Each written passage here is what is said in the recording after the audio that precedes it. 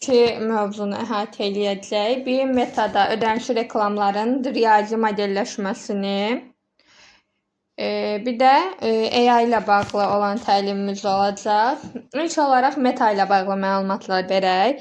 Meta platformasında, bir də bunu qeyd edeyim ki, sualınız olsa ya da səsim gəlməsə, bir problem olsa, səsinizi açıb zəhmət olmasa bildirin. Çünki slayd olanda yazışma hissəsini görə bilmirəm. Aha, belə. Meta platformasında reklamların istifadəçilərə göstərilməsi sadəcə ən çox pul təklif edən şirkətin qalib gəldiyi bəsit bir sistem deyil. Necə yəni? Sən reklamda tutaq ki, $100 qoyursan, bir başqası $200 qoyur. O $200 reklama qoyur deyə uğurlu olacaq mənasını ifadə eləmir. Burada əsas təcrübəni qorumaq və eyni zamanda bizneslərə səmərəli nəticə vermək üçün mürəkkəb bir ümumi dəyər düsturu əsasında formalaşmalıdır sistem. Ümumi dəyər düsturu da nədir? Burada metada hərracın riyazi məntiqi var. Hərrac yəni belə deyim, siz metaya pul qoyursunuz və bu pulun qarşılığında sizin belə deyim, platformaya, Instagramda müştərilərin qarşısına reklamınız çıxır. Bu ola bilər ki, sizin $10-la 15 müştərinin qabağına çıxa bilərsiniz. Ola bilər ki, $10-la bir müştərinin qabağına çıxırsınız. Bu da reklamın necə strukturlaşdırılmasından asılı olaraq dəyişir.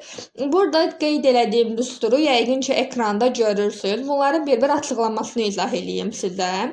Ümumi dəyər düsturunda bərabərdir. Bir qeyd edilən hissə var, biznes təklifi. Reklam verənin müəyyən bir nəticə üçün ödəməyə hazır olduğu maksimum maddi məbləğdir. Yəni reklama qoyduğunuz ödənişdir. İkinci hissədə estimate action rate isə təxmini fəaliyyət nisbətidir. Bu nə deməkdir? Metanın maşın öyrənməsi modellərinin subyekt haqqında topladığı dataya əsasən verdiyi təxmindir. Yəni alqoritm hesablayır ki, bu reklam həmin istifadəyə göstərsək, onun reklama daxil olması, reklama maraq göstərməsi və ya satın alması, məhsulu satın alma ehtimalı nə qədərdir? Meta burada bunu hesablayır. İkinci ad quality-də reklam keyfiyyəti hissəsində isə istifadəçilərin reklama verdiyi reaksiyalar və burada reaksiya müsbət rəylər, paylaşımlar, şərhlər, bəyənmələr isə bunun həmçinin neqativ tərəfləri də var. Neqativ rəylər, reklamı gizlətmək, şikayət etmək. Bunlara həmin o reaksiyaları meta analiz eləyir. Buradakı həm də mətndəki dil qaydaları və vizual keyfiyyətin üstünlüyü bura daxildir. İndi qabaqda bu barədə məlumat verəcəm. Dil qaydaları odur ki, siz orada etik çərçivədə kənara çıxmamalısınız. Yəni insanların həyatını təhlükə salacaq və ya etikanı pozacaq fikir ifadələrdən istifadə etməməlisiniz. Həmçinin də sizin vizualınız təmiz olmalıdır. Yəni təşrifiniz yaxşı olmalıdır ki, keyfiyyət də ala biləsiniz. Əgər sizin reklamınızın keyfiyyəti, yəni bu ad quality dediyim hissə və istifadəçinin onunla qarşılıqlı əlaqə etməli, yəni ikinci o hissə var, təxmini fəaliyyət nisbəti, estimate action rate. O hissələr yüksəkdirsə, siz rəqiblərinizdən daha az büdcə xərcləyərək bu prosesdə, hərrac deyilən prosesdə qalib gələcəksiniz və sizin reklamınız daha öndə olacaq. İkinci hissədə burada kampaniya arxitekturası və büdcə optimizasiyası var. Bu da iki hissədən ibarətdir. Reklam dəsti büdcə optimizasiyası, bir də kampaniya büdcə optimizasiyası. Bunlar nədən ibarətdir? Birinci hissədə reklam dəsti büdcə optimizasiyasında müştəri burada büdcə daha doğrusu birbaşa hər bir reklam dəstinə 50 təyin edilir. Məsələn, sizin bir Instagram səhifənizdə 2 dənə videonu reklama çıxartmaq istəyirsiniz. Bu 2 dənə video üçün siz ayrı-ayrılıqda metada əmr verirsiniz ki, yəni reklamı qurursunuz ki, hə, mənə bu videonu filan şəxslərin qarşısına çıxar, filan yaş aralığında və reklamın da 2 cür növü var. Bir satış tərəfi, yəni o metada seçirsiniz də satış tərəfi var. Bir də aktivlik hissəsi var. Onu da seçirsiniz. Mənə məsələn bu videom aktivliyi versin. Aktivliyi seçmək istəyirsinizsə, orada büdcəni az eləyirsiniz ki, hə, platformanı burada şey olsun da, yəni platformada olsun, videonuz kəşfiyyətə düşsün. Onun büdcəsinin çox olmağının önəmi yoxdur. Çünki o reklamda insanlar yazmır. Sadəcə bəyənə bilərlər, videonu görə bilərlər, maraq yaradır bir sözlə. Amma ikinci hissədə o sizə yazılır, müştəri sizdən məhsulunuzun qiymətini soruşur. Həmin hissə isə satış hissəsi olur. Bu satış hissəsində də siz büdcənizi daha çox götürməlisiniz o birisinə nisbətən. Yəni uzun sözün qısası burada əllə seçilən reklamdır. Bu modeldə SMM mütəxəssisi fərqli hədəf kütlələrini tamamilə bərabər şərtlərdə test etməkdir. Ki mən 2 dənə video götürürəm, 2 dənə ayrı-ayrı formada reklama çıxarıram ki, nə nəticə verir? Mənim çəkilişim, mənim kontentim, mənim qurduğum reklam nə nəticə verir? Meta onu sizə analiz eləyir. Analizi də hardan bilə bilirsiniz? Metada siz reklam verəndə video başına nə qədər xərcləndiyini görə bilirsiniz. Daha doğrusu sizə verilən reaksiyalar var, ya bəyənmə, ya yazma. Orada nə qədər pulun xərcləndiyini qəpik, elə bil sent hesablanır, qəpik kimi. O qəpiyi siz orada görə bilirsiniz və oradan təxmin edə bilirsiniz ki, hə, məsələn, bir dənə müştəridən sizdən çıxıbsa 70 qəpik, amma o adam sizdə, mən də qəpik deyirəm, nə qəpik deyil, 70 qəpik çıxıbsa, amma müştəri sizə yazmayıbsa və ya sadəcə əli dəyibsə, ya da elə belə adam olubsa, sizin hədəf kütləniz olmayıbsa, ona bu uğursuz hesab olunur. Yəni orada sizin nə qədər az büdcə və nə qədər çox nəticə ilə müəyyən olunur, yüksək nəticə. Və burada ikinci hissədə isə, bu kampaniya büdcə optimizasiyasında isə büdcə kampaniya səviyyəsində təyin olunur. Metanın süni intellekti real zaman rejimində büdcəni ən yaxşı nəticə verən reklam dəstlərinə doğru avtomatik yönləndirir. Yəni belə deyim, siz SMM olaraq Metaya elə bir əmr verirsiniz ki, Meta özü avtomatik olaraq düzgün, uyğun variantı seçir. Və bu sizin işinizi daha asanlaşdırır, belə deyim. Deməli,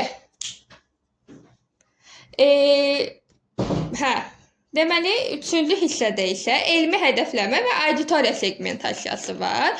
Bu reklamın əsasını təşkil edir ki, sizin reklamınız kimlərə çıxsın. Məsələn, əsas demoqrafik hədəfləmə var, xüsusi isti hədəfləmə var, bir də oxşar hədəf kütləsi var. Burada əsas demoqrafik hədəfləmədə sizin əsasınıza uyğun olan insanlar çıxır. Yəni sizin reklamınıza baxan, ondan sonra həmin maraq dairəsi olan və sizin heç reklam verməmişdən əvvəl belə sizin postlarınızı bəyənən insanların və öz əlinizlə seçdiyiniz demoqrafik göstəricilər əsasında qurulan auditoriyaya çatır. İkincidə, xüsusi isti hədəfləmədə biznesə artıq hər hansı bir formada rəqəmsal təmasda olmuş insanları aiddir. Məsələn, ola bilsin ki, həmin insan sizin veb saytınız olub, veb saytınıza girib, hansısa bir postunuz olub da, postunuza yorum yazıb da, baxıb keçib demirəm, ya da o insanın qabağına çıxıb yox. Yəni, sizlə əvvəlcədən bir kontaktı olubdur. Bu reklam nəticəsində də ola bilər. Heç reklam verməmişsiniz. Ümumi səhifəmizə maraq yaradıbdır. Burada həmin o, bir də müştəri bazası var da. Məsələn, bəzi yerlərdə sistemlər var ki, onların avtomatik müştəri bazaları var. O müştəri bazalarını hədəf seçəndə daha uğurlu nəticə hesab olunur. Buna adətən böyük korporativ şirkətlər eləyirlər. Oxşar hədəf kütləsi isə meta alqoritmin ən güclü xüsusiyyətlərindən biridir ki, sizi xüsusi olaraq sizlə eyni işi görən, eyni fəaliyyəti göstərən, onların hədəf kütləsi olan şəxslərin də qarşısına siz çıxırsınız. Yəni öz rəqibinizin müştərilərinin qarşısına çıxırsınız. Bu da sizin soyuq, lakin potensial müştəriniz hesab olunur. Deməli, dördüncü hissədə reklam yaradıcılığının test edilməsi və reklam yorğunluğu. Bu nə deməkdir? Burada 2 dənə nüans var. Dinamik strategiya, bir də reklam yorğunluğu. Dinamik strategiyada siz belə deyim, vizual və tək bir vizualla və ya bir mətnlə reklam verməməlisiniz. Sizin səhifənizdə aktivlik olmalıdır. Hə, mən reklamı verdim, səhifə reklama çıxdı, story paylaşmayım, post paylaşmayım, aktivliyimi qorumayım. O reklam təbii ki, uğurlu nəticələnməyəcək. Və belə deyim, vacib deyil ki, siz 5 dənə postunuzu reklama çıxarasınız. Məsələn, reklama çıxardandan sonra yeni bir video paylaşın. Müştəri görsün ki, mənim müraciət elədiyim yer ya da mənim qabağıma çıxan reklamın səhifəsi aktiv səhifədir.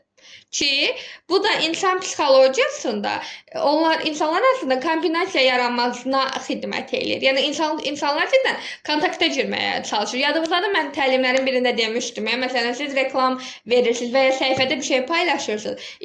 Biz özümüz də avtomatik olaraq gedib storyya baxmaq istəyirik. Amma storydə heç nə görə bilmiriksə, artıq bizdə bir uzaqlaşma yaranır. Bu da elə bir xidmət eləyir ki, dinamik olmaq lazımdır. Reklam yorğunluğu isə bu dinamikliyin əks təsiridir. Necə?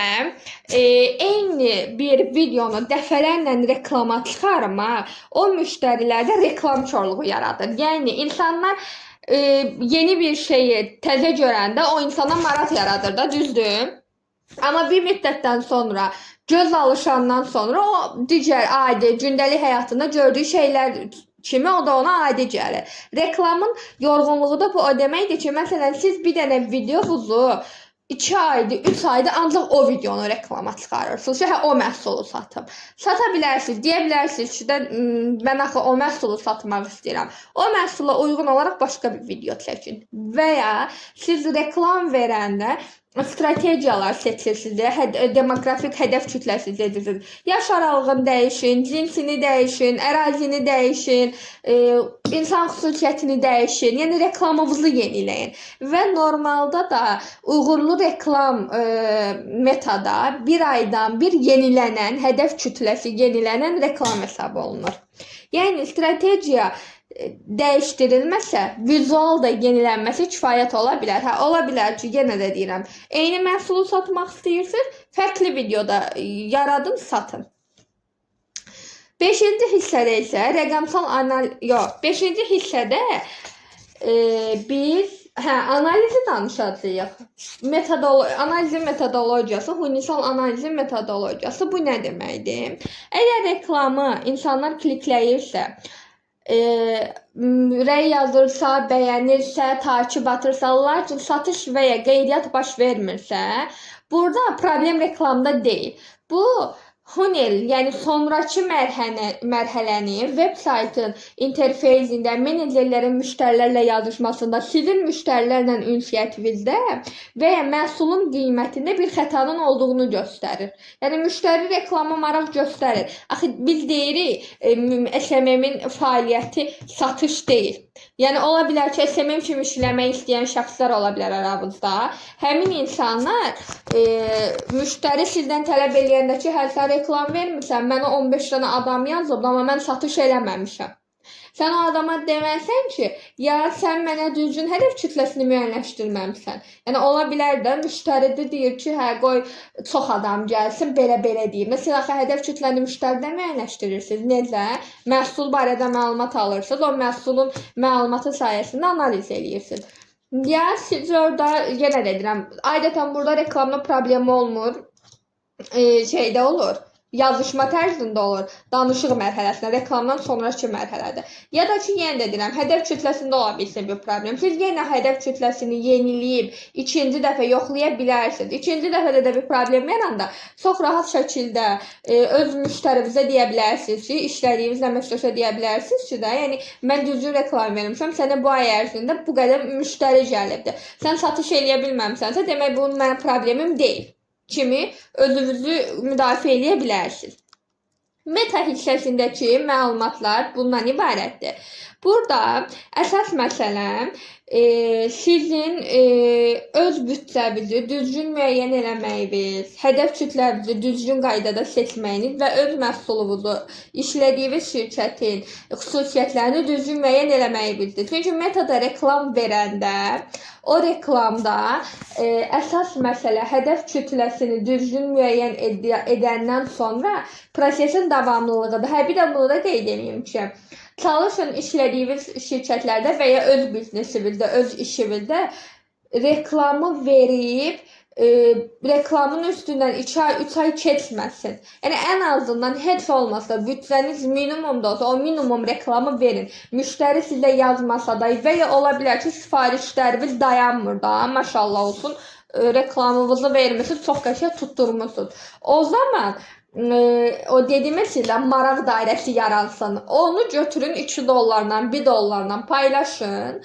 ki, səhifə aktiv qalsın, ölməsin. Düzü reklam dayananda bir də Metada bir xüsusiyyət var ki, sən Metada 10 gün, 15 gün, 1 ay reklamı dayandırırsa Metanın beyni sıfırlanır. Yəni sən heç indiyə qədər ona reklam verməmisən kimi. Və yenə təzədən sən reklam seçəndə o hədəf kütləsini yenə analiz eləyir, yenə proses uzanır və proses uzananda təbii ki, büdcə də gedir. Bir də bunu qeyd edeyim ki, aranızda reklam verənlər varsa, çalışın reklamı günün ilk saatlarında, yəni günün ilk saatları nədir? Gecə saatlarında. Gecə saat 1-ə işləmiş 10 dəqiqə, 15 dəqiqə belə reklam verin ki, o sizin büdcənizi onsuz da aparacaq. Səhər saat 7-yə, 8-ə, 10-a qədər analiz eləməklə getsin. Saat 10-da verəcəksiniz reklamı. Bir də bunu da deyim ki, Meta onu 24 saat hesab edir. Yəni 00:00-dan digər günə qədər o bir gün hesab olunur. Həm büdcəvizdən, həm də günüvüzdən getməsin. Nəysə, çox uzatdım. İkinci hissədə süni intellekt avtomatlaşdırılmasıdır. Burada süni neyron şəbəkələri ilə rəqəmsal marketinqin transformasiyası haqqında danışacağıq. Burada SMM-də süni intellektin taksonomiyası, generativ və prediktiv AI funksiyaları var. Bunlar nədən ibarətdir? Generativ AI adətən təbii dilin emal olunmasıdır. Yəni, təbii dil nədir? İnsan danışığının AI-də, məsələn, yəqin ki, görmüsünüz, səsləndirmələr olur, AI səsləndirmə. Hətta bəziləri o qədər professional olur ki, AI olduğunu belə bilmir insanlar, biz bilmirik. Bu da o hissədir. Prediktiv AI və böyük verilənlərin analitikası isə burada arxa fondakı rəqəmsal beyindir. Yəni, istifadəçilərin baxmağı, analiz, satın alma vərdişləri, kampaniyalar bu haqqdadır. İndi ikisi haqqında da ətraflı məlumat verim sizə. Generativ AI-da təbii dilin emalıdır. Yəni, burada siz insan dilinə və estetikasına yaxın məzmun istehsal edir. Mətin, təsvir, video, səs. Məsələn, bu proqram sayəsində siz sadəcə AI-dan bir cümlə götürmürsünüz. Burada həmçinin bunu da sizə izah edeyim ki, öz ssenarilərimizin qurulması da bura aiddir. Kontent yazırsınız. Məsələn, mən sizə məhsul barədə kontent yazmağı demişdim. O kontenti yazanda AI-dən istifadə edəndə AI sizə müxtəlif variantları sizə nümunə olaraq göstərir. Bu da sizin işinizin rahatlanmasına və professionallığa kömək olur. Çünki düşünün də, yəni siz oturub özünüz kontent yazsanız, orada qrammatik səhvlər eləyəcəksiniz, fikirlərinizi ifadə eləməkdə ola bilsin çətinlik çəkəcəksiniz, ağlınıza ideya gəlməyəcək, vaxtınız gedəcək. Amma AI-da düzgün prompt, düzgün əmr verməklə bunu 5 dəqiqədə həll edə bilərsiniz. İkinci prediktiv AI-da isə burada siz əsas biznesinizin, işinizdə professional və daha belə deyim, mütəxəssis, mütəxəssis rolu oynamasına xidmət eləyir. Siz öz analizlərinizi, öz nəticələrinizi AI-ya atmaqla, yəni şəkillərini ChatGPT-yə göndərməklə öz verdiyiniz reklamı, paylaşdığınız kontentin, müştəri rəyini, aylıq hesabatınızı AI-da siz analiz edə bilərsiniz. Və inanın ki, AI həqiqətən də bəzi nüanslarda düzgün əmr verilməyəndə yanlışlar eləyə bilir. Amma düzgün əmrlərin nəticəsində sizə çox gözəl şəkildə, professional şəkildə analiz edib, harda yanlışlarınızın olduğunu, harda daha uğurlu olduğunuzu sizə qeyd edə bilir. Və bunun nəticəsində siz avtomatlaşdırılmış hədəfləri olsun, ağıllı büdcənin müəyyən edilməsi olsun, kampaniyaların həyata keçirilməsi, planlaşdırılması olsun, hamısını əvvəlcədən hazırlanmış olursunuz. Əvvəlcədən də olmasa, yəni vaxtınızı səmərəli istifadə edirsiniz də, belə deyim, uzun sözün qısası. İkinci hissədə sorğu mühəndisliyidir. Bu nədir? O əmr deyirik, prompt. İnsanlar prompt deyir. Nədir bu prompt? Prompt bizim AI-ya verdiyimiz əmrlərdir. Məsələn, mənə bunun haqqında məqalə hazırla, mənə bunun haqqında bir mətin yaz ya da kontent yarat kimi verdiyimiz əmrlərin əslində professional cəhətdən düzgün yanaşsaq biz, düzgün sualları versək, AI-nın yaratdığı o əsər deyək də, bədii dildə, o yaratdığı professional nəticəni siz özünüzdən görəcəksiniz. Mən indi sizə izah edirəm və hətta yoxlamaq istəsəniz bir dənə mövzu seçərsiniz. Bir mən izah elədiyim tərzdə AI-ya suallar verin ki, hansısa bir mövzunu sizə məsələn kontent yaratsın. Bir də özünüz seçib mən izah elədiyimi etmədən özünüz adi şəkildə soruşur ki, mənə filan mövzuda kontent yarat. Sadəcə bu cümləni və aradakı fərqi həqiqətən görəcəksiniz. Necə? Məsələn, burada effektiv prompt strukturu var. Rol təyin eləmək. Sən süni intellektdə hansı ekspert qismində çıxış elədiyini bildirməlisən. Məsələn, kontent yaratmaq istəyirsən, deyirsən ki, sən kontent yaradan mütəxəssissən. Ya da SMM sayəsində fəaliyyət göstərən kontent yaradan birisisən kimi, kontent yaradan mütəxəssis, o mütəxəssis sözünü mütləq qeyd elə ki, bilsin ki, mütəxəssis olaraq cavab verməlidir. Onu qeyd elədin. Burada bunu qeyd edəndən sonra tapşırığı verirsən. İcra olunmalı olan konkret iş nədirsə, onu adil şəkildə yazırsan. Məsələn, mənə bu ilin dəbdə olan çantaları haqqında məqalə formasında olmağına diqqət eləyin. Çünki məqalə formasında olan kontentlər çox uzun olur. Normalda diqqət eləmişsinizsə, AI bizə qısa məlumatlar verməyə çalışır. Ya da qısa məlumatlar verməsə belə başlıqlarını verir, ətraflı vermir. Məsələn, deyim ki, mənə məqalə formasında bunu elə. Mənə, məsələn, indi deyim sizə, brend çantaların təqdimatı mövzusunda, məqalə formasında üslub nə seçək? Elmi, bədii, səmimi olsun. Səmimi üslubdan 100 sözdən ibarət bir kontent yarat. Ki, mən onu Instagram səhifəmdə videosunu paylaşacağam kimi bunu qeyd edirsiniz.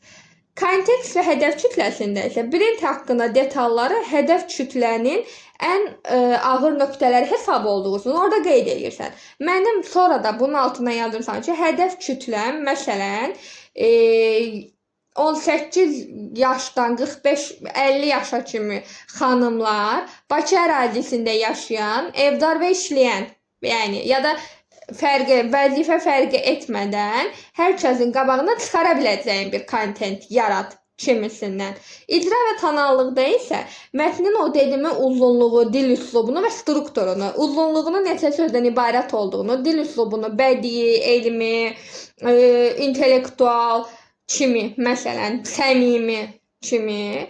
Ondan sonra dil üslubunu və strukturunu da qeyd edirsən. Burada strukturunu yenə də səmimi qeyd edə bilərsən, professional qeyd edə bilərsən, intellektual, premium. İndi sənin məhsulun nədirsə ondan ibarət olaraq elə qeyd edərək müştəriyə həmin o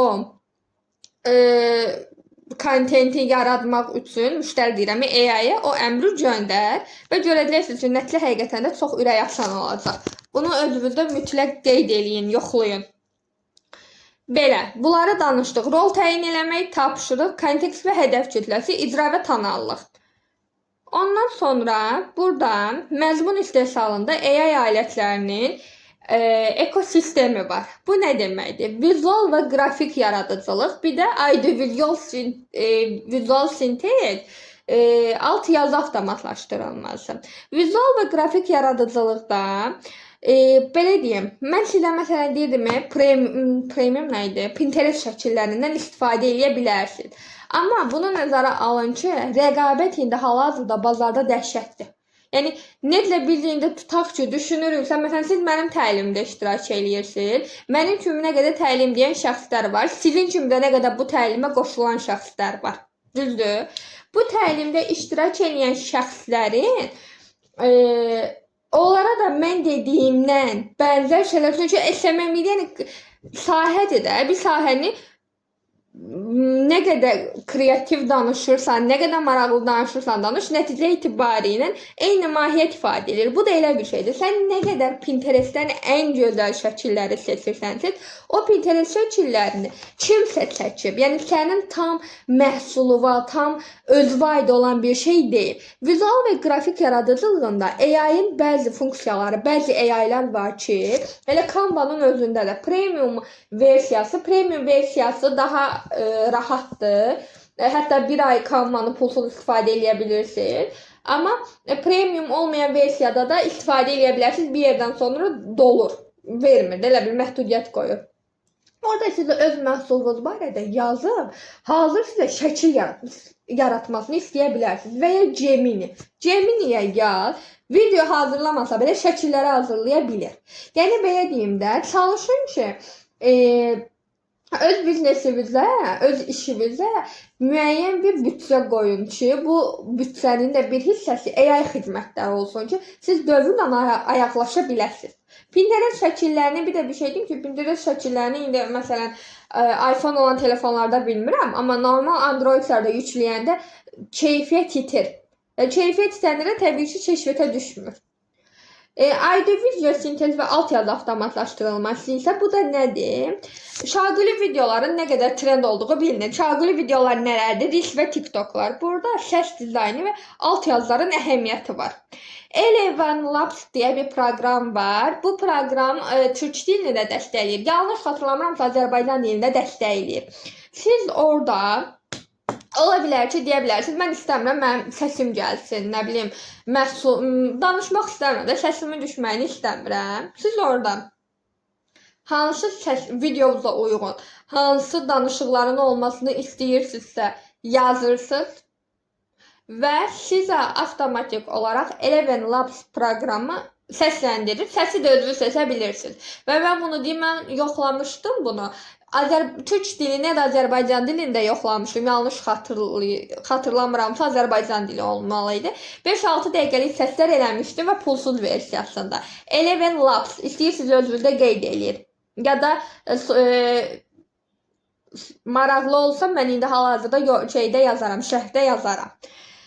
Eleven Labs hissəsində siz mətnləri səsləndirərək öz o səsləndirdiyiniz mətnin videonuza qoşaraq həm özünüzə aid vizualınız olacaq, özünüzə məxsus səsiniz olacaq. Nə olsun ki, sizin səsiniz və sizin görüntünüz yoxdur. Əsas olaraq siz özünüz hazırlamısınız. Bazarda onu eyni sizin cürə hazırlayan var, amma eynisini hazırlayan yoxdur.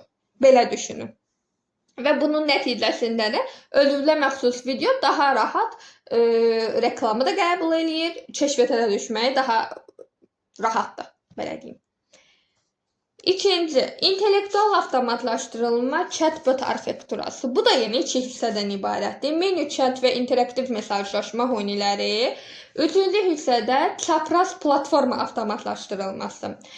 Avtomatlaşdırılma təkrarlanan və mexaniki işlərin insan müdaxiləsi olmadan müəyyən edilmiş alqoritmik ssenariləri əsasında proqram təminatları tərəfindən icra edilməsidir. Yəni biz burada öz eləyə biləcəyimiz işləri avtomatlaşdıraraq, yəni süni intellektin eləməsinə şərait yaradaraq öz işimizi yüngülləşdirəcəyik. SMM-də avtomatlaşdırılma müştəri məmnuniyyətini artırır və 7/24 satışın həyata keçirilməsinə şərait yaradır. Biz məsələn hansısa bir məhsula müraciət edirik, gecə saat 3-də 4-də bizə mesaj gəlir. Bu avtomatlaşdırılma nəticəsindədir. Avtomatlaşdırılmada mini chat və interaktiv mesajlaşma vardır. Instagram və Reels videolarının altında istifadəçilərə qurulan dialoq algoritm tərəfindən yüksək qiymətləndirdiyini mən sizə dedim. Yəni sən əgər müştəri ilə sənin reklam verdiyin videonun aşağısında şərh hissəsində danışırsansa, Meta bunu uğurlu video hesab edir, uğurlu nəticə hesab edir və daha çox insan qabağına çıxarır az büdcə ilə. Bu da elə bir prosesə xidmət eləyir. Sən mini chat'in rəsmi Meta tərəfdaşı olan platformalar vasitəsilə qursan, avtomatlaşdırılmış mesajların olacaq və həmçinin də Meta'ya xidmət eləyəcək. İkinci hissədə çarpaz platform avtomatlaşdırılması. Burada fərqli rəqəmsal platformaların bir-biri ilə inteqrasiyası və məlumat mübadiləsi üçün istifadə olunur. Yəni məsələn belə deyim sizə, lead forma deyilən Meta'da bir proqram var. Bu lead formanı adətən böyük şirkətlər eləyir. Bir də təhsillə bağlı olan, təlim-təhsillə bağlı olan hissələrdə istifadə olunur. Bəlkə də qarşınıza çıxır. Bir yerə müraciət eləyəndə sizin qabağınıza anket çıxır. O anketi doldurursunuz, ondan sonra nömrənizi qeyd edirsiniz. Sizə sonradan zəng eləyirlər. Təlim barədə məlumat verirlər ya da hansısa bir məhsul barədə məlumat verirlər. Həmin bu deməli lead formasının Google, məsəl üçün sən müraciət eləmisən, o anketi də doldurmusan. Sənin o müraciəti şirkətin Google Sheet sənədində qeyd olunur. Və həmçinin də satış menecerlərinin teleqramlarına bildiriş gedir ki, müştərinin WhatsApp nömrəsinə avtomatik salamlaşma mesajı göndərilsin. Yəni bu sistem belə qurulur ki, sizin bunu belə deyim, əgər şirkətlərdə bunu şəxsi biznesə ehtiyac yoxdur, amma şirkətlərdə işləyirsinizsə, bu şirkət təlim, təhsil, ondan sonra daha çox premium məhsulların satışlarında olursa, bu lead formasından istifadə eləmək daha məntiqə uyğundur. Çünki siz orada real müştəri ilə ünsiyyətə keçirsiniz. Meta sənə müştərini göndərir, amma bu göndərilən müştərinin 10 dənəsindən 8 dənəsi real müştəri olur. Day sizə nə qədər mesaj gəlir, o mesaja cavab ver, müştərinin istəyinə uyğun olsun, olmasın, mesaja baxandan sonra geri dönüş eləməsin. Bunun göldə prosesləri olmur. Hazır müştəri anketi görür, istəklərini orada bildirir, sən ona müraciət edirsən. Bu da çarpaz platformanın avtomatlaşdırılması hesab olunur.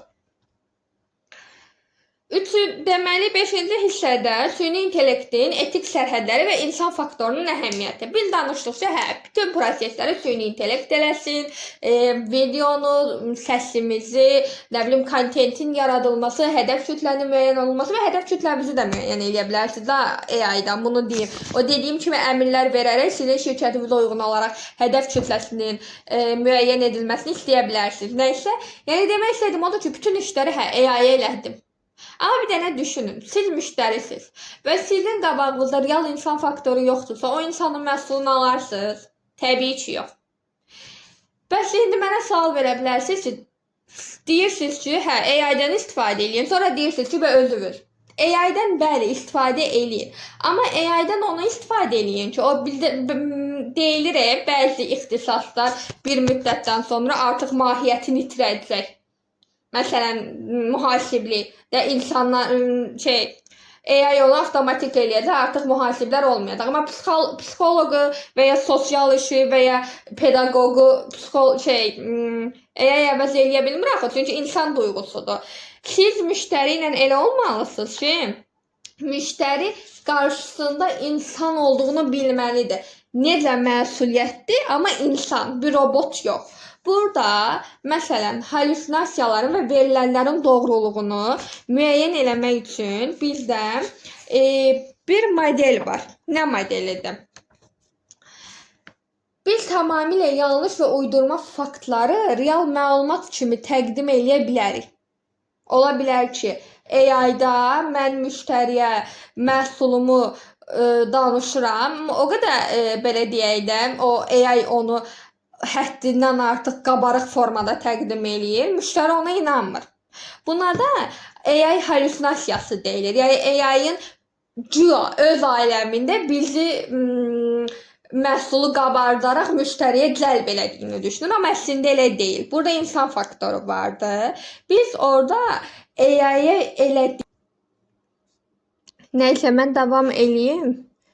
Vaxtımızdan getməsin, digərlərdə qoşulalım. Nəysə, mən deməli, burada nədən danışırdıq? Burada biz o prosesi yoxlamalıyıq. AI-da biz o prosesi yoxlamalıyıq ki, diqqət eləyək ki, yanlışlıqlar olmasın. Elə yanlışlıqlar ola bilər ki, biz müştəriyə avtomatik göndərərik, avtomatik məlumat verərik və qiymətlə bağlı ola bilər, verəcəyimiz xidmətlə bağlı ola bilər. Müştəridə artıq inamsızlıq yaranır ki, bu necə işin görür ki, qiymətini düzgün müəyyən eləyə bilmir və ya xidməti barədə düzgün məlumatı olmur. Ona görə yoxlamalıyıq. İkinci, brend hekayəçiliyi və insan toxunuşu. Yenə də qeyd edirəm. Biz insanlar robot deyillər. İnsanlara və onlara emosiyaları olan brend lazımdır. İnsanlar olan və emosiyaları olan brend lazımdır ki, bəli, süni intellektin mükəmməlliyini biz qrammatikada, ondan sonra professionallıqda, çəkilişlərdə, qeydlərdə, kontentin quruluşunda, planında istifadə edə bilərik. Lakin öz təcrübələrimizi müştəri ilə necə ünsiyyətə keçəcəyimizi bizdən yaxşı bilə bilməsi üçün yenə də deyirəm, AI bir robotdur, onun hissi, duyğusu yoxdur. İnsanın insana ötürə biləcəyi hissləri AI ötürə bilməz. Ona görə də strategiyanın qızıl düsturu deyilən bir nüans var. Burada məlumatın toplanılması, strukturun qurulması, ilkin qaralamaların yazılması, ondan sonra rutin işlərin avtomatlaşdırılmasını süni intellektə həvalə edə bilərik.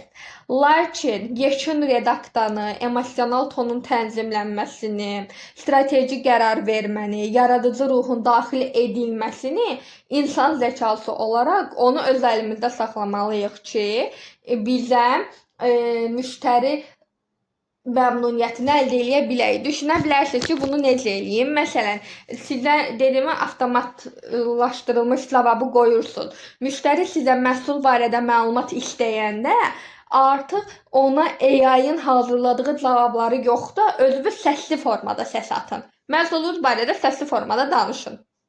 Səs atın, izah edin.